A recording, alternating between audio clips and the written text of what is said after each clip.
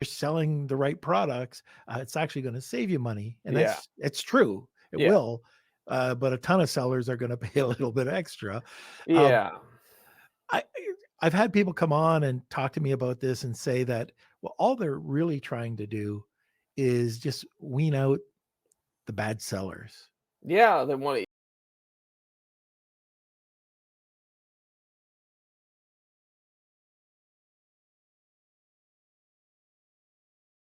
Hey everyone, this is Norm Farrar, aka the Beard Guy here, and welcome to another Lunch with Norm, the e-commerce and Amazon FBA podcast.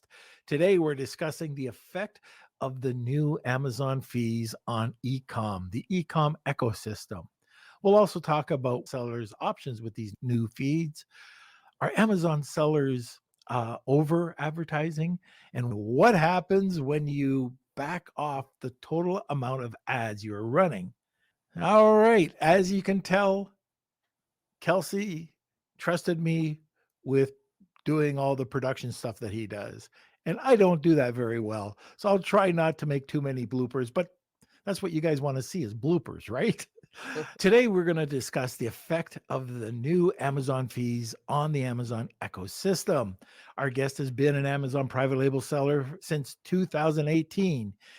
His sales last year were $1.7 million and looking to push it over $3 million in 2024.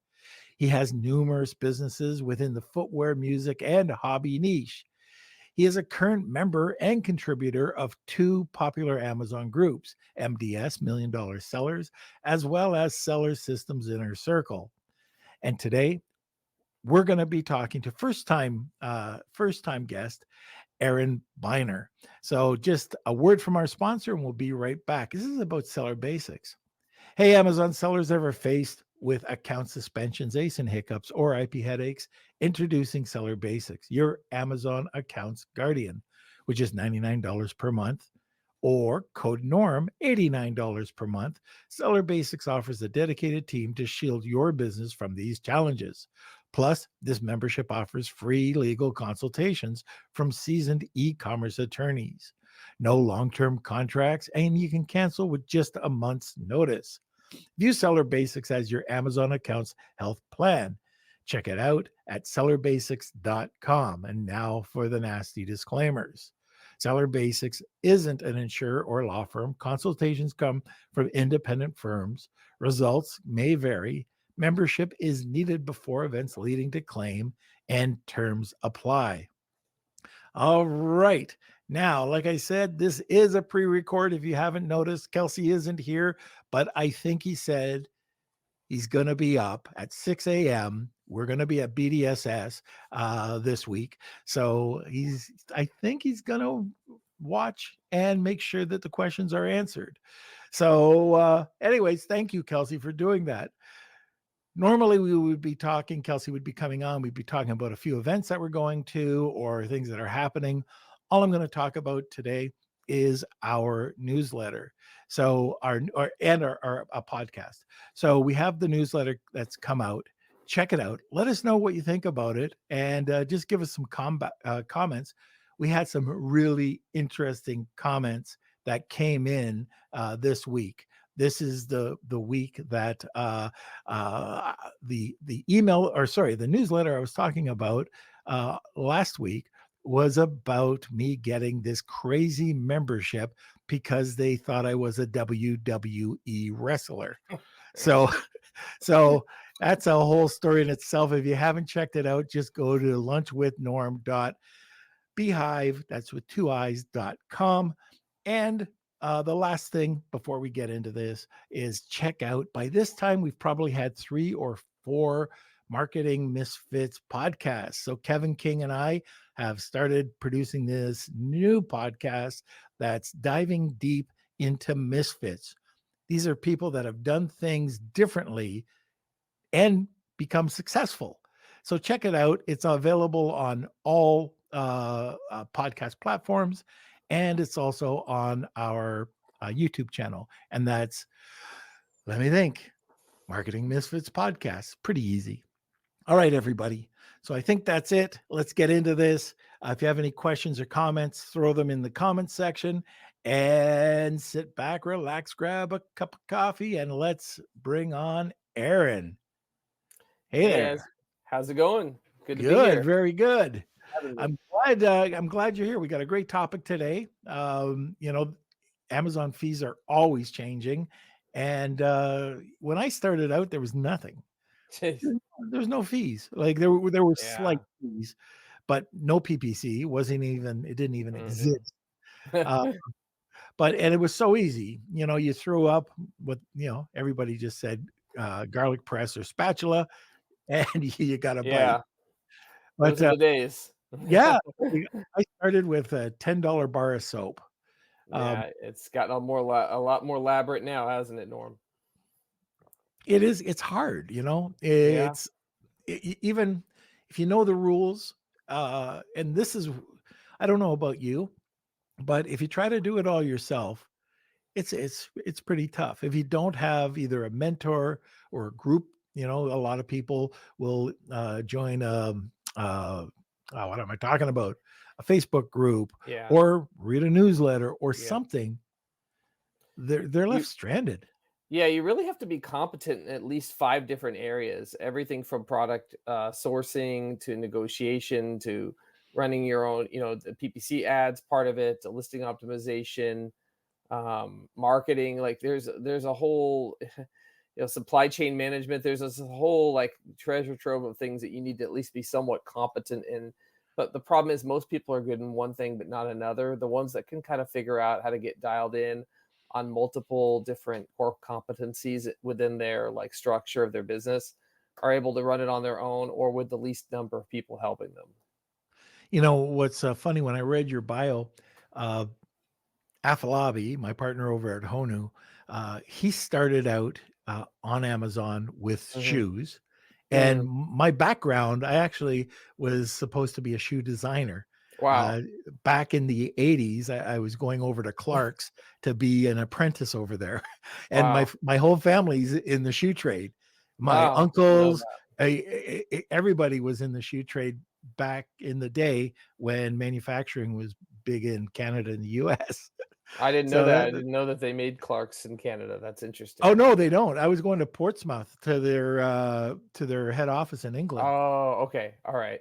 Yeah, Yeah, New England's a big that's a big hub for the footwear industry for it was like Reebok huge. and a lot of different brands. I, um, I worked, in the shoe industry, so my dad was, made, all different parts of shoes, Mm, box toes, counters, heels, yeah. and, I lived and apprenticed, in New England over in, what was it called? Hillsboro, I think it was Mm, called. I used to live over on Hampton Beach, and I went to Lowell. Lowell, Massachusetts was a huge hub for shoe factories. Now they're all very expensive yeah. lofts. Yeah. I think, anyways, Things change. things change Yep. rapidly. So all these places that were going to be torn down, all of a sudden, one real estate guy said, I got an idea. Maybe we'll turn these old buildings into lofts and sell them for a premium." So it's pretty That's cool. that's what usually happens, right? Yeah. There's But always a housing shortage, so people they'll turn those old buildings into something that can make millions. and when you take a look at what happened to the shoe industry, huge. Hundreds of thousands of people were employed. Yep. Overnight, it was gone. It's It all was shifted gone. overseas. It all shifted Yeah. overseas, and Vietnam, China. even to get it to come back is very hard. I know manufacturers who have tried to automate, and they just can't. So, why I bring this up is that you have to be on the trends. You have to see what's happening. Yes. And right now, Amazon, and when I started, Amazon was everything. If you Yep. were looking from a broker or an aggregator, uh, if you had any other form of income coming in, if you were omni-channel, they didn't care. Yep. It's just Amazon. Now it's completely it's It's com changed. I mean, 100%. I mean, within the groups that I'm in, like people are talking more about TikTok. People are talking more about doing their own website. People are talking more about like wholesale. I think wholesale is a tremendous opportunity. We know that there's more items being sold in stores than there are on Amazon, but yet, we've become kind of like attached at the hip to Amazon, and as they have us more dependent on them, they're just raising fees and raising fees more and more and more. But so there's a certain breaking point, and I kind of think that we've seen more pushback with these fees than we have in the past, Yeah. mainly because they're so elaborate. Everything from the low inventory fees to the inbound placement fees to the return threshold fees. I mean, it's becoming like it's kind of the opposite of like the airline industry, how they were stacking a lot of fees and then they went into a whole like marketing campaign about how we're not going to have fees for this and that anymore, and they just raise prices instead. That's kind of what we're seeing in the Amazon ecosystem is the Right. sellers are just tired of being nickel and dimed, and they want simplicity in the fees, So, and they're Aaron, not do you getting it. think they care? Amazon? Yeah. Do they Well, think, they'll like, if all um, the private label sellers fell off right now, do you think they I'm care? well, it's 60% of their business. They should care. I mean, They they're got private, they have all their own private label yeah, products. but they've been backing off that for the last couple of years because of the antitrust Right. things that have been looking into them. They've been having to like kind of you saw a point probably in like 2019, 2020 where Amazon Basics and various brands were just kind of pushing more and more and more. But I have heard less and less from Amazon sellers about Amazon copied my product or Amazon went to my manufacturer or Amazon this and that. I've heard less of that in the Well, last I two can tell you years. stories about that. Yeah, I'm sure. But I've heard, but there's still scars there within the selling community. Yeah. It's just the scars shift from one thing to the other. Before people weren't complaining as much about the fees, and they were, but now they're complaining about the fees. They're complaining less about Amazon copying their products. Right. So there's just And shifted. I've had people come on the podcast, and we're not going down originally what I wanted to talk to you about, but this is kind of cool. Um, that the fees. Hmm. So, the minimal, uh, what's it called? The Low inventory fee. low inventory Yeah. fee. So they shout out and they say, look, if you're selling the right products, it's actually going to save you money, and Yeah. it's true. It Yeah. will, but a ton of sellers are going to pay a little bit extra. Um, Yeah. I I've had people come on and talk to me about this and say that, well, all they're really trying to do is just wean out the bad sellers. Yeah. They want to weed out the people that are selling products that don't have a high turnover, that aren't selling a lot, that are selling very infrequently and causes Amazon a lot of like stress to take it from one place to the other. Like you send in 5 units and the 5 units take a year to sell, and there's Yeah, just like they're just trying to say, well, if you want to do that, we're going to tax you on it. And right. so it discourages people, or people enter the game and then they're not able to keep up. They want you to have items that are selling quickly and selling a lot. Hence the reason why they have like inbound placement fees. But a lot of times, if you send in 4 or 5 boxes or more, they'll waive those fees because, let's face it, if you're sending 4 or 5 boxes of something, it's kind of selling okay. Yeah, it'll be interesting to see, what happens over the next year. I think with the AI, like Rufus and what they're doing, um, be interesting to see where they're going and like Sure. bringing in the AI to help maybe convert. This is something Hmm. that might be able to help people convert quicker. I'm Yeah. not sure. We'll have to see. There's been a lot of promises about AI and Amazon, and we know that a lot of that hasn't really come to fruition. There's been different programs Right. like Amazon Live that haven't really taken off. The Amazon Post thing really never took off. The AI writing tool for listing optimization has been pretty much a disaster for all the sellers so far. So I would say my level of confidence that Rufus is going to make a difference right away is probably a 2 out of 10 at this point. Although I'm sure there's other people that will disagree with that. So say if you're a new person looking into getting into Amazon, so Mhm. they stumbled on the podcast, they want to hear about this. Is it still feasible to make a good buck on Amazon? Yes, but I think the most key thing is that you have to be good at sourcing. It's all about the product. The product is the foundation. You can't build a home without good land. You can't build a home without good concrete to hold the land on it. The days of, like, you were talking about earlier about, like, whatever 2015, 16, whatever, just like slap something up on Amazon. If the chances of you making it now with that strategy is like one in a thousand, it's very, very slim. And it would probably be because you made some unique product that you had no intention to sell on Amazon that took off virally some other way, or it was just awesome design, or you hit the perfect wave, and that product just took off because you happened to make your widget or your mousetrap or whatever the heck you made better. You saw a problem and you solved it, and that trumped all the other things in the market.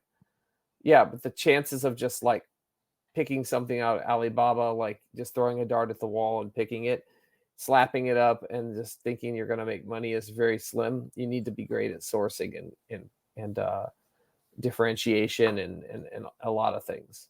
Yeah, we said, going back to Honu, we always say that the profit's in the sourcing. That's where you make your money.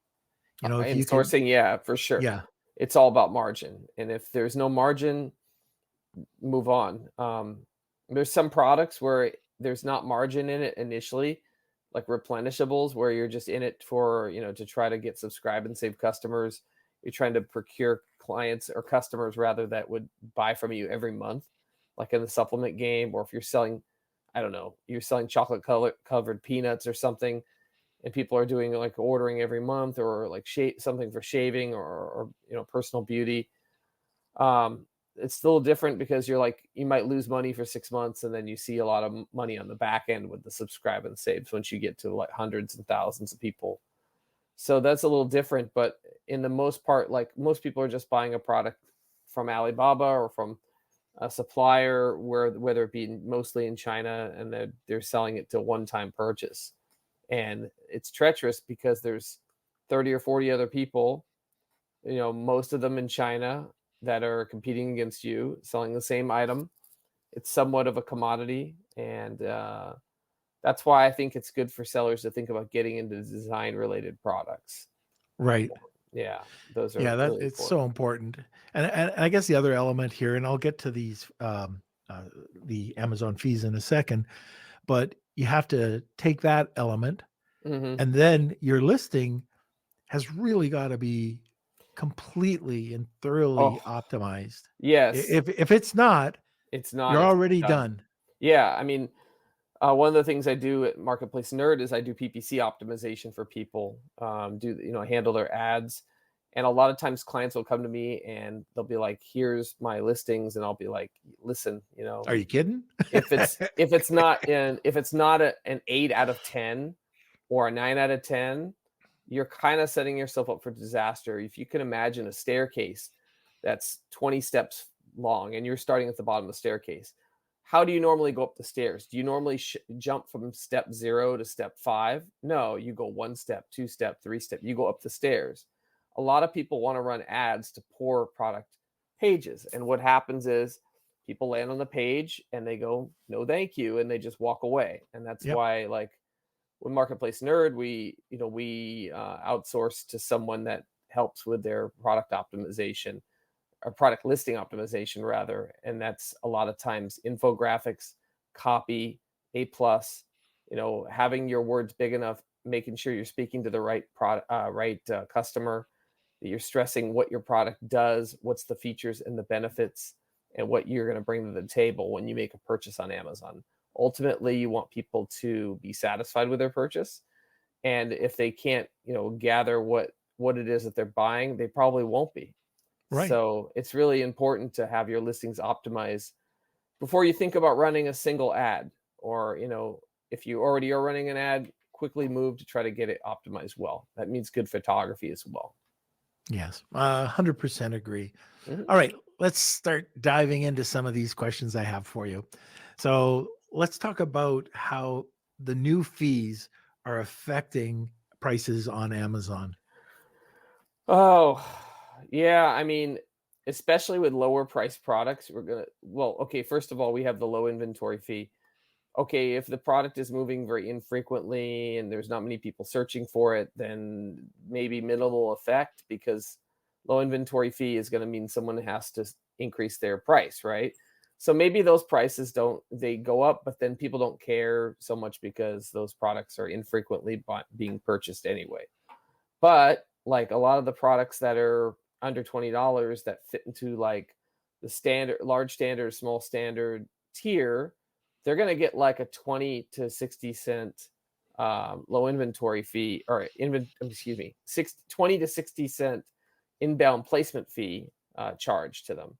Now, if I'm getting charged more, like 60 cents, I've got to raise my price to $3 or whatever it may be to make the same margin I was making before. 60 cents is really big.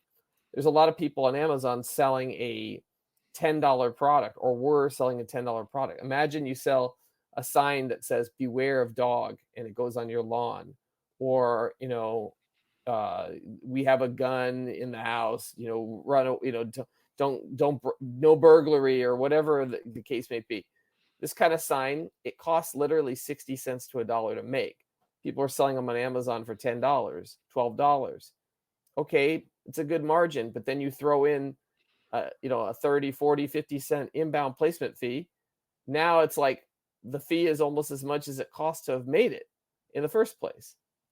And so with those types of fees, like now that sign isn't going to be $12 anymore. It's got to be $16.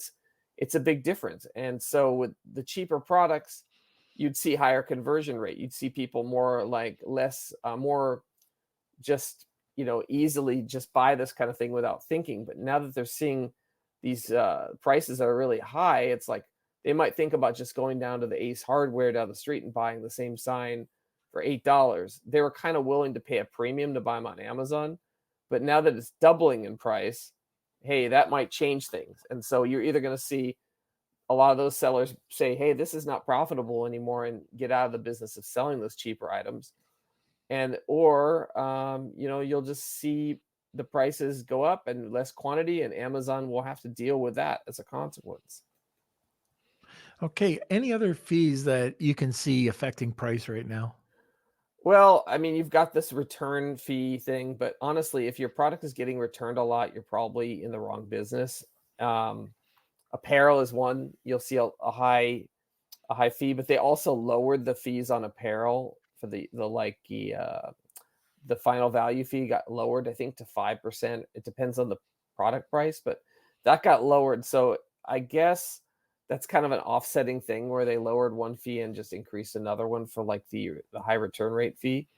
But what other fees do we have? We have the inbound placement fee, we have the low inventory fee, the return fee. What's another one, Norm? There was one or two more, right? Oh yeah. Well, they did lower the storage fees, and they did lower the fulfillment fees, the final value fee. But So if you take a look at offsetting, what they did, yeah. all they did is it went from what, 240, now it's 180.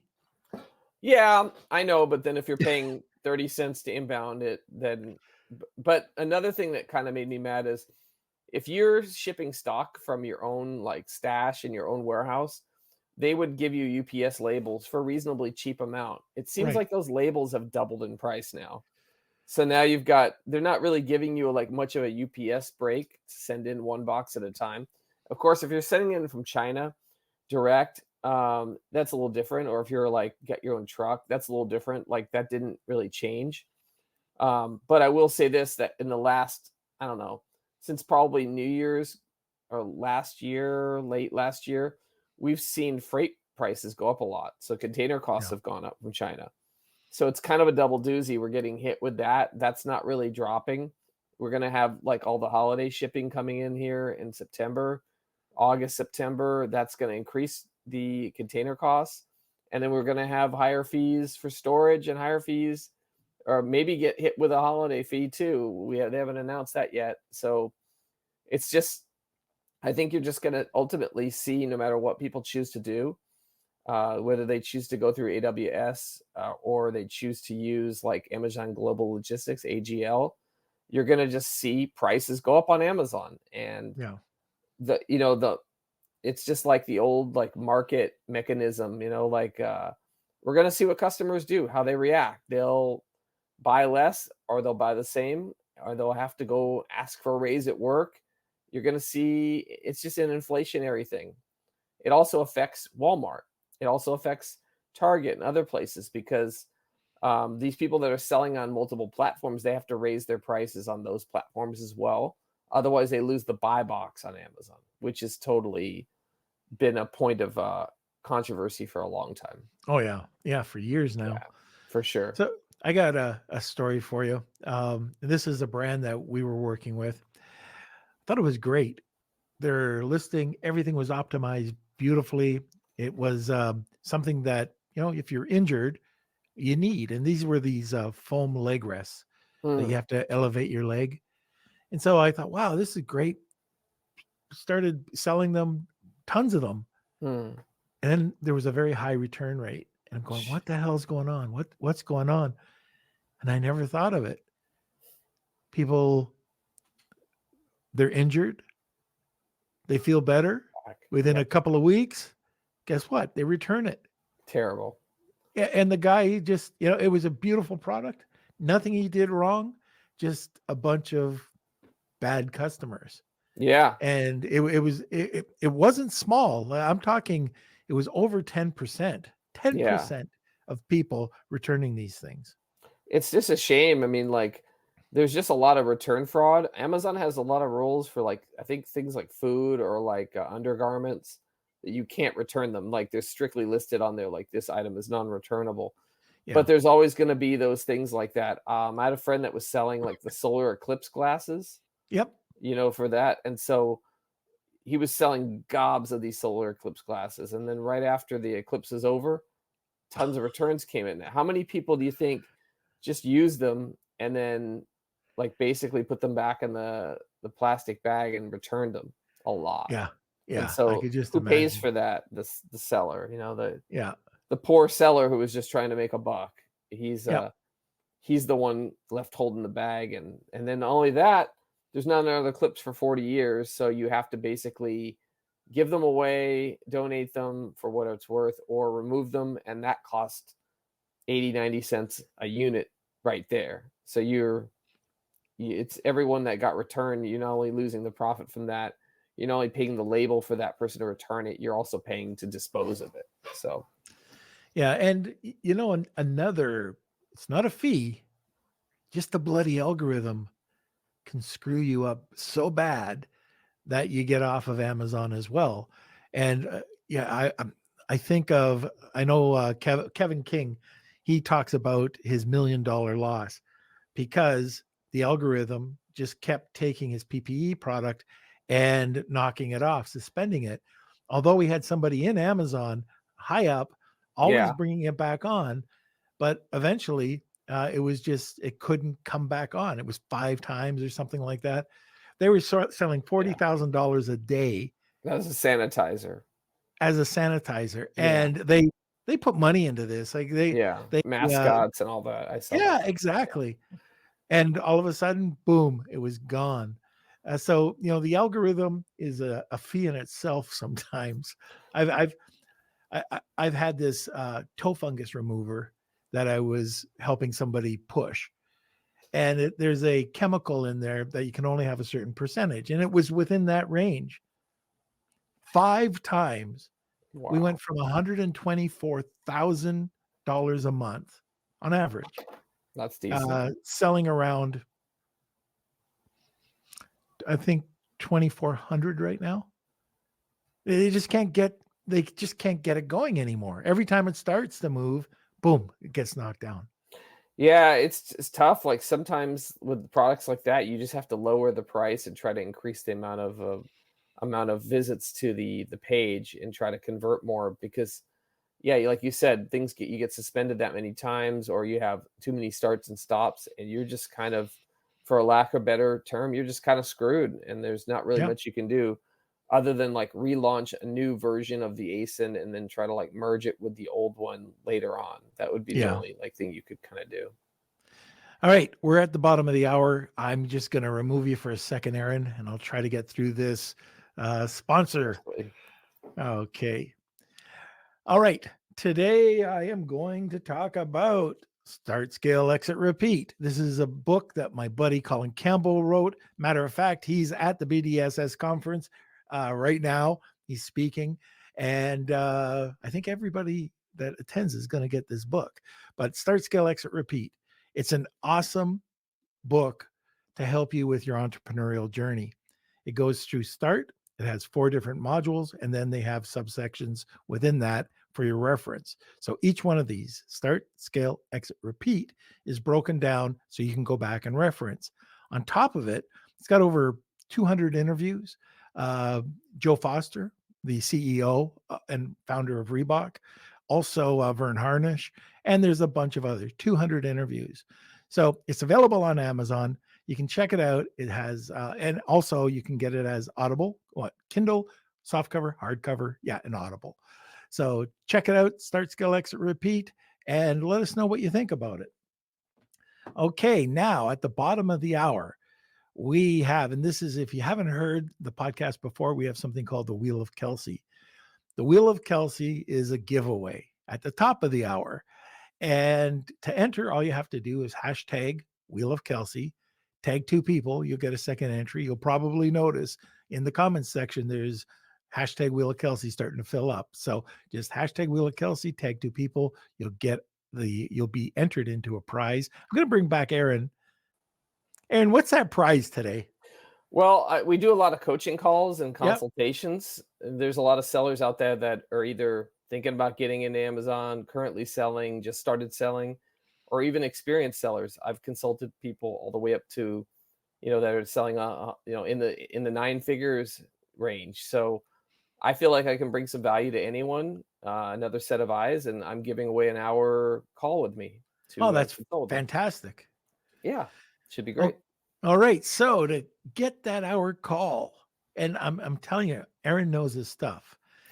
So it's priceless. Thank Get that you. hour call and hashtag Wheel of Kelsey, tag 2 people, and you'll get a chance to win that.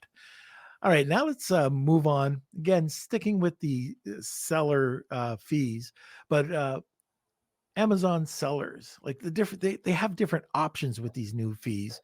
Yeah. I know we've touched on some of them, but can we continue with that? Yeah, I mean, one thing they can do is stop selling the item FBA. If they're finding that they're not moving enough units to make it worth sending the items in FBA, they could sell it FBM, merchant fulfilled.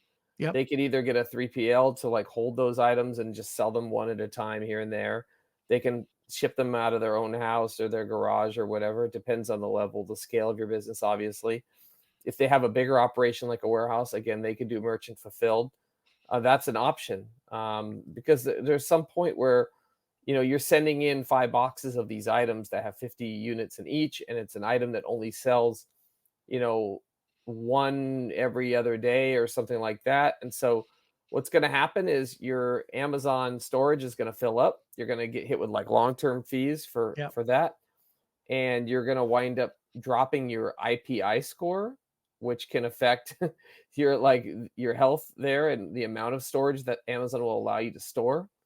And so basically this is like weeding out the like poor selling products from Amazon in a sense. You Would can you? you Oh, can have some slow sellers, but you yep. can't have a whole treasure trove of like slow sellers anymore, because Right. you will either pay for it. You'll just basically pay for it and you won't make any money. So is it even worth removing the product and just bringing it back and shipping it out of your garage or a fulfillment center?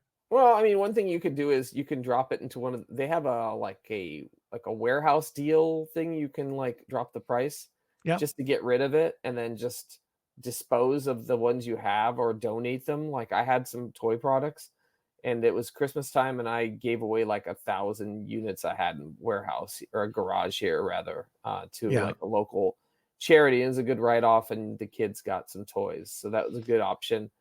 there's just not every product you launch, no matter how good you think you are at sourcing or how good you are at product research, not every product will do well.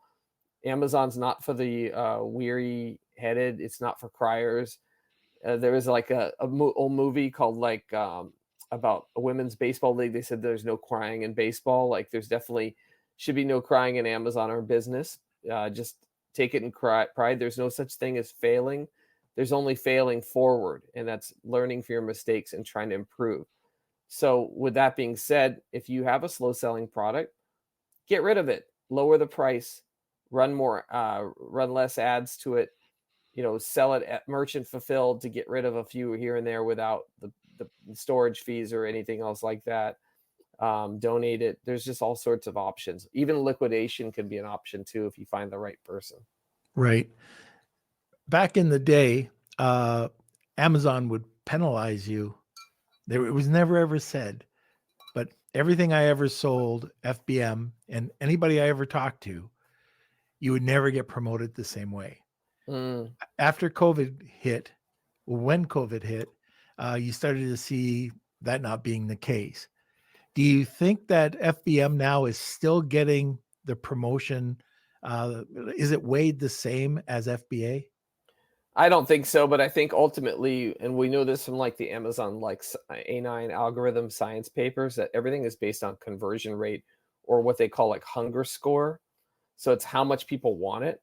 Mm-hmm. So if there's very little options for something, like you have some type of intellectual property or a moat around your product that makes it unique, it wouldn't matter if you're selling it merchant fulfilled. People will just buy it. So you need to have a high conversion rate, out converting other people on the keywords that matter. That's really ultimately what matters. But the problem with merchant fulfilled is unless you're merchant fulfilled prime, which many people are not, you won't get quick delivery time. You won't say delivers today or tomorrow or in 2 days or whatever. And obviously, the quicker it delivers, that creates less friction between the customer and their purchase and their Amazon getting money out of their wallet into Amazon's bank account. So I think ultimately it's not really about it being merchant fulfilled versus it being Amazon Prime fulfilled. I think it's more about the delivery time and the conversion rate and getting your conversion rate to be sky high. You have an agency, PPC Nerd. Marketplace Nerd. Oh, Marketplace Nerd. Yeah, Sorry. yeah. No problem.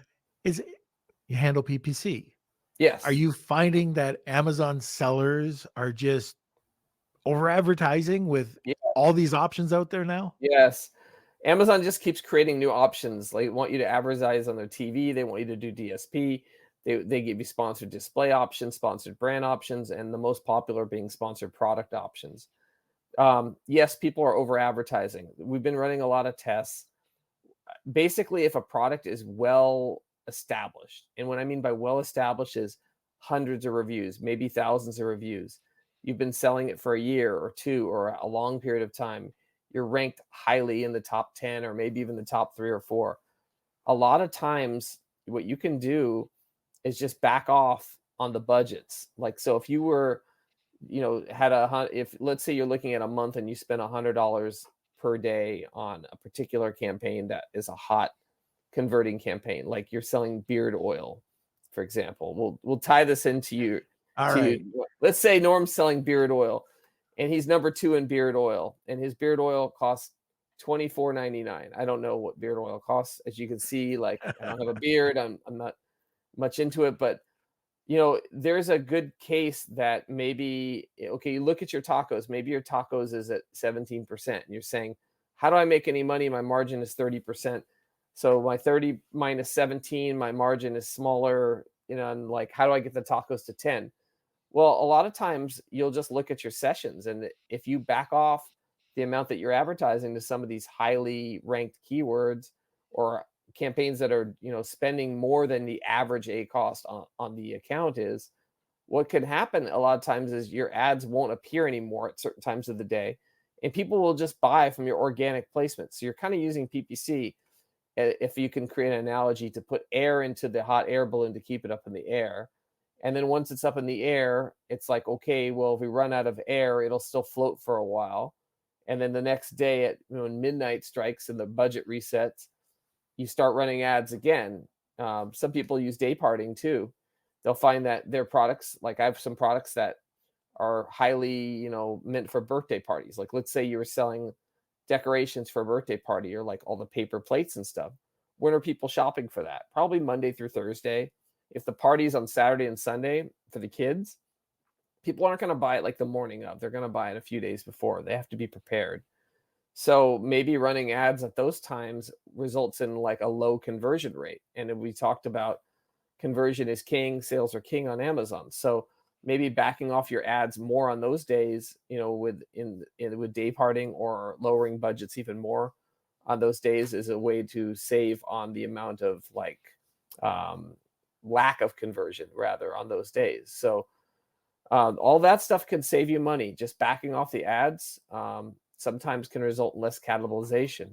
You have a ton of times when you go to a product, when you go to a search, like for beard oil, and you'll see in position 2, Norm's beard oil, and then in position 4, Norm's beard oil. Well, okay, if customers see that, they don't care if it says sponsored or not. They don't know the difference. They're gonna just click on the first one they see, and Right. they might buy from it. So you're only gonna get the organic sale in the second when they pass past the ad. And so I'm finding a lot of the time what you could do is just back down the budgets and then monitor sessions within like a Scale Insight, or if you have another program, it's good for that as well. And you could see like as your sessions are dropping, are your sales dropping? If they are dropping significantly, that's a bad thing. But you just want to try to maintain the same level of sales. So you can kind of play games with running less ads and seeing if the sessions stay within a certain range. If it drops way down, then you've went too far. Okay, great insight. So it's funny that you're mentioning this. We had, do you know Neil Twa? I don't. Neil came on and he basically said what you're talking about right now. And man, did that stir up some Yes, controversy. it should. It should, because a lot of people that run agencies are getting paid off of like commission of ad spend, or even like total sales generated from PPC sales. And so I think this is something nobody wants to really hear. But I think with all these fees, and it ties into the fees thing we were talking about earlier, like we have to look around and figure out like how are we going to save money here. And the ads is definitely a huge profit center for Amazon. So let's hit them in that wallet and see if we can't take back some of these fees in the form of less PPC spend. Yeah, that's their biggest profit center, isn't it? It really is. I mean, I think their hosting is really up there too, right? Yeah, yeah, it is. But I Yeah, believe PPC, it's huge. yes, I think it's taken over number one spot. I think that's what I Yeah, read. they just keep creating new ads all the time, and most of the time they're not applicable to the average Amazon seller. They're more for awareness, and most of us are just like, okay, well, we're not like Nike or Adidas here. Like we're looking with most Amazon sellers, or most of my clients, they're looking at like what happened last month. They don't care about like we're building for like a year from now. Like they just want to know how we can get our tacos to a certain level and sell more units. That's ultimately what everyone's looking to do. Oh, that's awesome. Some great insight today. Thank you. Let's talk a little bit about your company. What do you do? Well, the main function we do is offer PPC management and coaching calls. And then the other thing we do is help people with their creative. Like we have a person that helps us with like listing optimization, like writing your listing great, not just using AI, but actually like maybe a human being for a change to actually write some copy that makes some sense. And then actually with that, working on the A plus and the images to try to create less friction between the customer understanding your product and making the decision to purchase it. So All right. those are the main functions. We do some other things too, like if people need help with a flat file or merging things, or I've written a few suspension letters and that have been effective in the past, but those aren't like my two main things. But we offer that. mainly the coaching thing. I mean, they want to run product ideas past me, or get my thoughts. I have a good eye on the whole playing field, and I'm able to provide some good insight. Okay. And what's your contact info? Sure, they can go to marketplacenerd.com. They can also reach me at aaron@marketplacenerd.com. You can also find me on Facebook just look up Aaron Biner. I'm there. You can send me a message. And also Instagram, Aaron B1105. That's Aaron B1105 on Instagram. Fantastic. Okay. So we are going to be heading over to the Wheel of Kelsey. If you haven't entered it yet for the 1 hour consult, hashtag Wheel of Kelsey, tag 2 people, and you'll get a second entry. So you got about 15 seconds to do that. And I'm going to go over to the wheel right now. So Aaron, if you've never seen the wheel, you'll come right back after this. All right. It's time for the Wheel of Kelsey.